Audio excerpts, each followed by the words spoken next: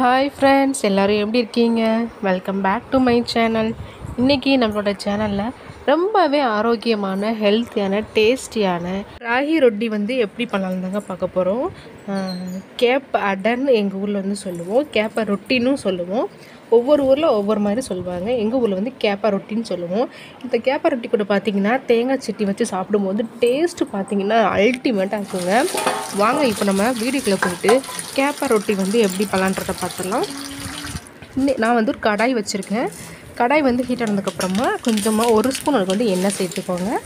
கடுகு ஒரு 1/2 ஸ்பூன் அதுக்கு சேர்த்துக்கோங்க. கடுகு பொரிஞ்சதுக்கப்புறம் பார்த்திங்கன்னா ஒரு பெரிய சைஸ் வெங்காயத்தை நல்ல குட்டி குட்டியாக கட் பண்ணி வச்சுக்கோங்க. அதை நம்ம சேர்த்துடலாம். வெங்காயம் பார்த்திங்கன்னா கொஞ்சம் நல்லா சாஃப்டாக வதங்கி வரணும்.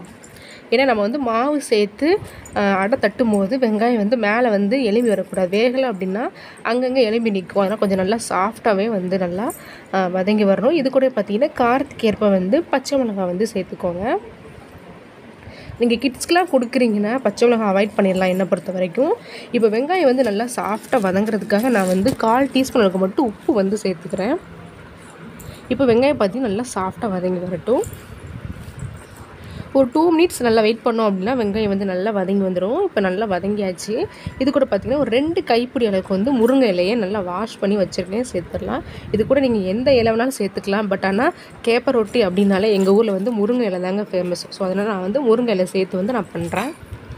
முருங்கை இலை பார்த்திங்கன்னா நல்லா சாஃப்டாக வதங்கி வரணும்லாம் கிடையாது. ஜஸ்ட்டு அந்த எண்ணெயிலே நல்லா வதங்கி வந்தால் போதும். ஒரு 2 மினிட்ஸ் அப்படியே விட்டிங்கன்னா ஈஸியாக முருங்கை நல்லா வதங்கி வந்துடும். இப்போ பாருங்கள், முருங்கை நல்லா வதங்கி வந்துடுச்சு. இந்த டைமில் நான் ஸ்டவ் ஆஃப் பண்ணிவிட்டு இதை கொஞ்சம் ஆறட்டும். ஏன்னா நம்ம இது கூட மாவு சேர்த்து நம்ம தட்டணும். சூடாக இருந்தால் பண்ண முடியாதுலேயே, ஆறட்டும். அதுக்கடையில் பார்த்திங்கன்னா இப்போ நம்ம தேங்காய் சட்னி அரைச்சிடலாம். அதுக்கு தேங்காய் ஒரு சில்லு எடுத்திருக்கேன். ஒரு 2 டேபிள் ஸ்பூன் அளவுக்கு பொரிகடலை சேர்த்துக்கலாம். இது கூட காரத்துக்கு ஏற்ப மிளகாய் சேர்த்துக்கோங்க. ஒரு 4 பல்லு பூண்டு அதை சேர்த்துட்டு தேவையான அளவுக்கு உப்பு சேர்த்துக்கோங்க. இது கூட கொஞ்சமாக தண்ணி சேர்த்து நல்லா தேங்காய் சட்னி அரைச்சி எடுத்துகிட்டு வந்துடலாம். இப்போ பாருங்கள், தேங்காய் சட்னி ரெடி ஆயிடுச்சு. இப்போ நம்ம மாவு பிசைஞ்சிடலாம்.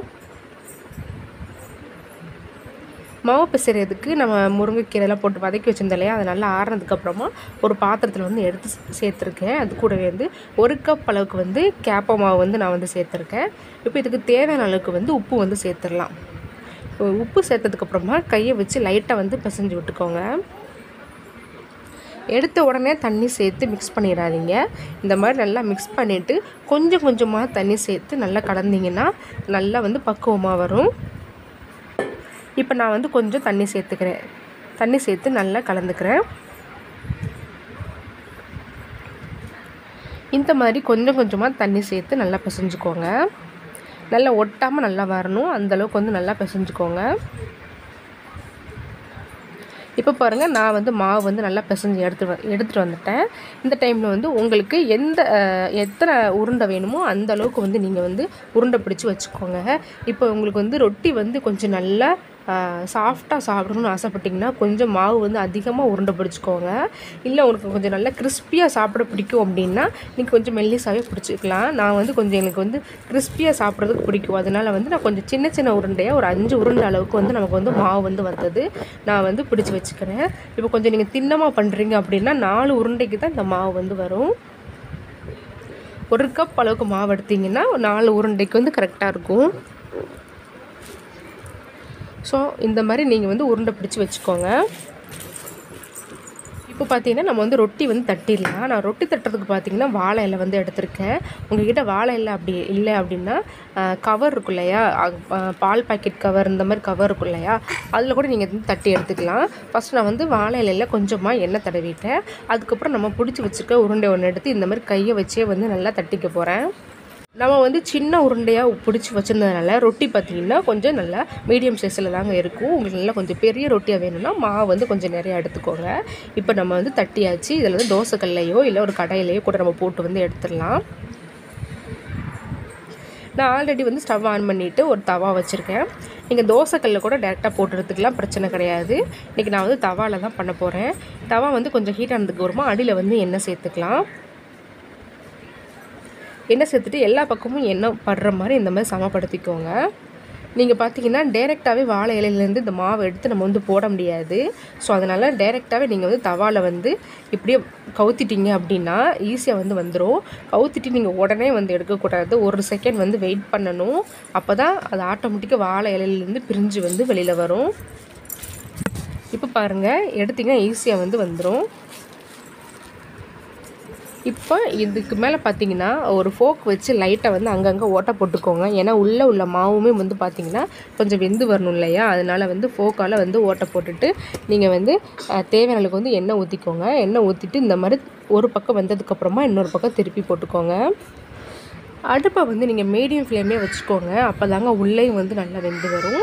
இப்போ பார்க்கும்போது தெரியும், நல்லா 2 பக்கமும் சூப்பராக வந்து வெந்து வந்திருக்கு. நம்மளோட கேப்பை ரொட்டி வந்து நல்லா கிறிஸ்பியாக வந்து ரெடி ஆயிடுச்சுங்க.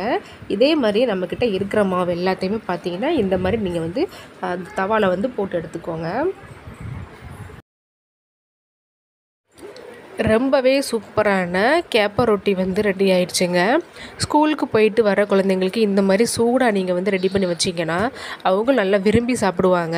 நல்லா தேங்காய் சட்னி கூட சேர்த்து சாப்பிடும்போது டேஸ்ட் வந்து ரொம்பவே சூப்பராக இருக்கும். நீங்கள் இது வந்து ஸ்நாக்காகவும் சாப்பிட்டுக்கலாம். அப்படி இல்லைன்னா காலையில் நீங்கள் வந்து பிரேக்ஃபாஸ்ட்டுக்கும் இந்த மாதிரி நீங்கள் ரெடி பண்ணி சாப்பிட்டுக்கலாம். ஒன்று சாப்பிட்டா கூட போதும், அவ்வளோ வயிறு வந்து நிறைஞ்சிரும், ஹெல்த்தியானதும் கூட.